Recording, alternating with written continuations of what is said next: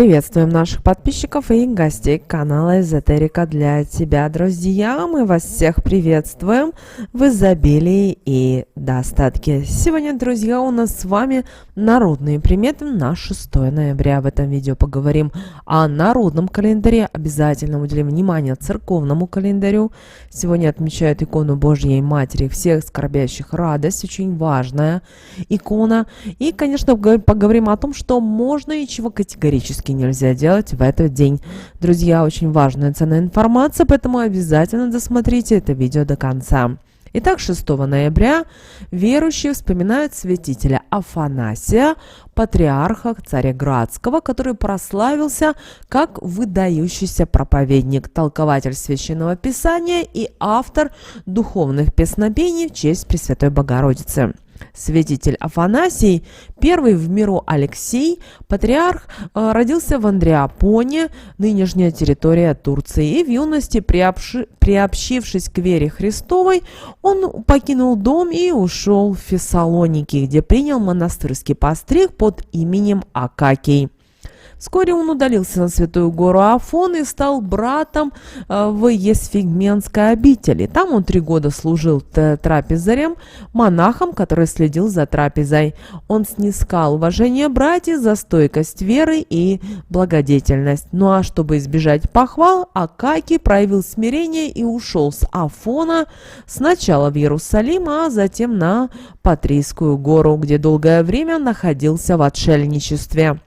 Спустя некоторое время он снова пустился в путь и в итоге прибыл на Галантийскую гору в монастырь Блаженного Лазаря, где принял великий ангельский образ именем Афанасий и получил священный сан и стал уже экклесиархом, то есть блюстителем храма. Здесь святой удостоился божественного откровения. От распятия он услышал глас Господень, призвавший его к пастырскому служению. По предложению императора Андроника Палеолога, собор архиереев и клириков в 1289 году единодушно избрал святого Афанасия на кафедру Вселенской Церкви. Патриарх много сделал для укрепления церкви. К концу жизни святой вновь удостоился видеть Христа. Господь укорил его, что свой пастырский долг Афанасий исполнил не до конца. Обливаясь слезами, святой покаялся в своем малодушии и получил от Господа прощение и дар чудотворения. Представился святитель Афанасий в возрасте 100 лет.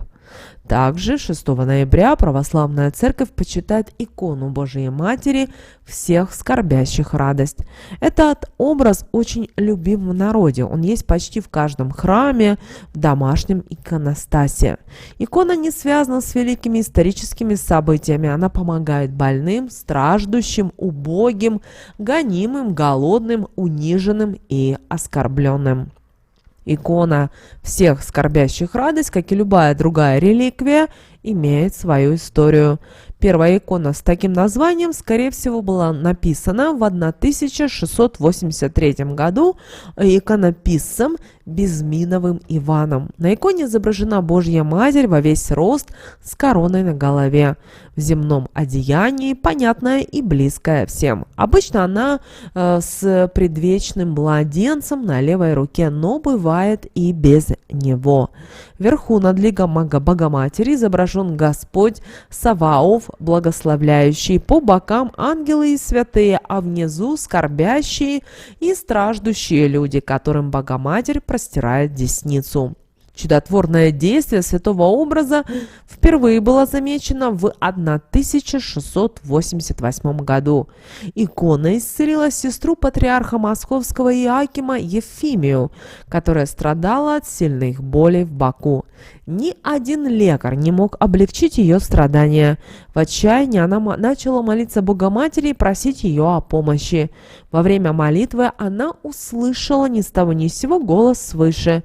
Пречистая спросила Ефимию, почему же она не обратится к чудотворной иконе, и подробно рассказала, где она находится. Ефимия попросила принести к ней в дом эту икону. После прочтения молитвы возле святого образа женщина получила исцеление. Информация о чудотворной иконе быстро распространилась. Позже она помогла избавиться от болезней многим людям. Образ есть почти в каждом храме и в домашнем иконостасе. Поэтому, если у вас еще нет этой иконы, обязательно 6 ноября сходите в церковь, сходите в храм и купите икону Божьей Матери всех скорбящих радость. Не забудьте поставить свечку за здравие, а также помолиться за себя. Ну а мы со своей стороны оставим вам в описании к этому видео молитвы, которые рекомендую вам прочитать в этот день, 6 ноября. В народном календаре этот день назвали Афанасьев день, или по-другому Сведец, или икона Божьей Матери всех скорбящих радость. Почему же Афанасьев день? Дело в том, что в старину, именно в это время, наши предки ходили в церковь целыми семьями, молились и просили у чудотворной иконы всех скорбящих радость о помощи в самых сложных делах. Также, как мы сказали ранее, в народе 6 ноября получил название как Светец. Светцем народный праздник назывался потому, что с этого дня начинались девичьи посиделки при свечах или свете лучины. Работа в поле, на огороде, сбор и заготовка урожая к этому времени уже обычно заканчивались. Поэтому девушки собирались в домах и начинали совместно заниматься рукоделием. По народным приметам 6 ноября в Афанасьев день начинался ледостав. Это образование неподвижного льда на поверхности водоемов. Дни становились все короче и короче. Поэтому все с утра шли в церковь и молились обязательно перед иконой Божьей Матери всех скорбящих радость. И только потом шли делать свои дела. Люди верили, что Богородица, если к ней обратиться, излечит от болезней и поможет в самых сложных ситуациях. В этот день девушки собирались прясть. Они пряли и рассказывали друг другу страшные истории. Например, о том, как по ночам к молодым вдовам прилетают души их покойных мужей. Явится умерший супруг огненным змеем, над трубой печи рассыплется снопом искр. Потом обратится воробушком, а выпрыгнув из печи, превратится в любимого, о котором и тоскует сама женщина. Пряли молодые женщины при свете горящей лучины. И это приспособление является одним из символов крестьянского быта. Лучина и светец – непременные спутники прях. Прясть начинали осенью после сбора и обработки шерсти и льна. Как правило, прядение длилось до окончания зимы. Работать долгими вечерами женщинам позволяли светец и лучина. Как из истории, применялись они в крестьянском быту вплоть до революции 1917 года. Вначале светец представлял собой небольшую кованую вилку. В ее расщепе устанавливали горящую лучину, которую благодаря этому простому приспособлению без труда перемещались с места на место. Со временем количество вилок увеличилось. Это давало возможность освещать большие по величине горницы. Обычно внизу светец дополняли тяжелым обручем, чтобы он мог стоять прямо. Во избежание пожара укрепления с лучиной ставили ведро с водой. С течением времени простой по форме светец превратился в художественное изделие, сложность и изящество которого уже здесь зависели от фантазии кузнеца. Женщины на Афанасия обязательно готовили узвар из сухофруктов, в который добавляли мед, который оставляли после Дня Якова. По народным приметам такой напиток избавлял от многих болезней, особенно если помолиться перед тем, как его пить, перед иконой Богоматери. Также в этот день, 6 ноября, наши предки проводили различные обряды, ритуалы, читали магические слова. Но мы вам предлагаем провести обряд от кожных болезней. Для этого вам взять нужно липовый мед и трижды на него прочитать молитву «Отче наш». После встать у иконы Богоматери всех скорбящих радость и помолиться своими словами с просьбой помочь избавиться от болезней. Далее нанести мед на болезненные места и сказать следующие слова. «Медок, ты не прост, помоги мне убрать с тела всякий нарост, чтобы была кожа чиста, как святая вода». Умыться этой водой, в которой добавлять немножечко святой воды. Далее обязательно перекреститься трижды, и очень скоро считается, что тело станет чистым. Но давайте посмотрим, что же нам говорили народные приметы касательно погоды. Если услышать в этот день сверчка, то в дом, считается, придет несчастье. А вот если упасть в яму 6 ноября, жизнь будет долгой. Если в этот день лучина не загорается, то ждите оттепели, а если огонь трещит, то будут морозы. Вороны в стае собираются, будет обильный снегопад. Если голуби воркуют 6 октября, то народная примета теплая погода, а если сороки трещат, то значит снег выпадет. Собака роет яму, быть морозу. А 6 ноября, друзья, именины отмечают Ираклий, Николай, Иван, Алексей, Георгий, Афанасий и Петр. Люди, рожденные в этот день, 6 ноября, отличаются напористостью, которую ошибочно принимают за жестокость. Но это не так. Как правило, люди, рожденные 6 ноября, отличаются тонкой душевной организацией. Они ранимы и обидчивы, но если ставят перед собой цель, даже трудновыполнимую, то непременно добиваются ее. Сны в эту ночь показывают человеку, движется ли он по кругу, совершая одни и те же ошибки, или усвоил жизненные уроки и гармонично развивается. Так, если в ночь с воскресенья на понедельник вам приснится какая-то постыдная картина из вашего прошлого, это станет совершенно очевидным знаком, что вы не смогли сделать верные выводы, и очень скоро ситуация может повториться. Кроме того, в эту ночь можно увидеть путь, который необходимо избрать, чтобы вам двигаться дальше.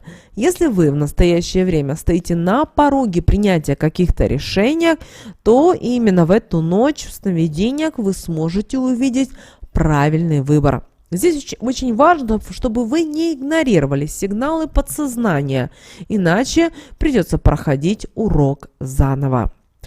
Вы знаете, наши предки 6 ноября утром обязательно посещали церковь, где в это время проходили, да и сейчас проходят торжественные молебны по случаю праздника, посвященного иконе Божьей Матери всех скорбящих радость. Во время молитв наши предки просили у чудотворной иконы исцеления от болезней, помощи в воспитании детей, в решении вопросов, связанных с неполадками в супружеской жизни. В это время полагалось подготовить зимнюю одежду к сезону, связанную с морозами. Теплые вещи выносили на улицу, чтобы проветрить и устранить запахи, которые копились с прошлого сезона. Наши предки были убеждены, что в это время нужно совершать сделки, связанные с куплей-продажей домов. Опыт подсказывал, они будут успешными. Хорошей народной приметой считалась встреча с белой собакой.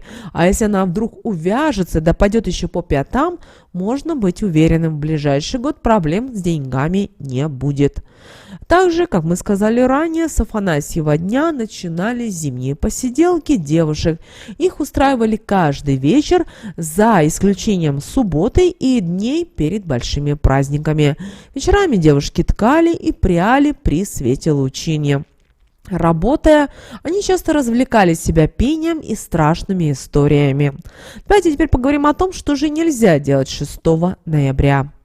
Итак, друзья, 6 ноября ни в коем случае нельзя брать угощение от нелюбимого человека, но очень навязчивого парня или девушки. Дело в том, что сегодня очень легко приворожить человека, если дать ему съесть что-то сладкое. Поэтому 6 ноября нужно очень внимательно смотреть, кто дает конфету или шоколадку, поскольку есть вероятность, что дающий делает это с особой, известной только ему целью. Не стоит в Афанасьев день работать в тишине, надо, чтобы работу сопровождала хотя бы тихая музыка. Делается это для того, чтобы отвлечь нечисть. По народной примете, у того, кто ослушается данного запрета, ничего не будет получаться. Нельзя, чтобы 6 ноября билась посуда или зеркало, так как осколки сулят тяжелую болезнь как тому, кто разбил, так и его родным. Если же вдруг случилась такая вот неприятность, нужно срочно сбрызнуть разбитое святой водой, затем собрать все в материю и закопать под сухим деревом, который стоит на берегу водоема. Считается, что только так можно защитить себя от страшной беды. 6 ноября не разрешается отгонять от себя белую собаку, так как она предсказывает богатую, счастливую и беззаботную жизнь на весь год. Если же прогнать пса, то вместе с ним уйдет везение, любовь и благополучие. Также в этот день нельзя укрывать другого человека своим платком, шарфом или покрывалом, поскольку так можно отдать свою удачу, а у него забрать неприятности и горести. Если к вам 6 ноября приехали гости, то после них нужно обязательно перестирать все одеяла, пледы и все то, чем они укрывались. Также ни в коем случае не стоит покупать в Афанасии в день обувь, ведь никто не знает, сколько человек до этого ее примерили, оставив в ней свою энергию. Дело в том, что 6 ноября чужая энергетика настолько сильна, что может легко навредить. Поэтому желательно отложить покупку обуви на другой день. Вот такие, друзья, народные приметы на 6 ноября. Мы всех поздравляем с великим праздником. Желаем всем мира, любви, гармонии, достатка и благополучия. С вами, как всегда, был канал Эзотерика для тебя. Друзья, обязательно подписывайтесь на наш канал, обязательно ставьте лайк этому видео. Обязательно поделитесь этим видео с теми, кого вы любите, кого вы цените, кому вы желаете мира, любви и гармонии. Ну а прямо сейчас на экране, друзья, вы видите два всплывающих окна. Это следующие рекомендованные видео для вас. Нажимайте на то видео, которое вам на интуитивном уровне понравилось больше, и смотрите. Всех вам благ, друзья. Услышимся в следующем видео.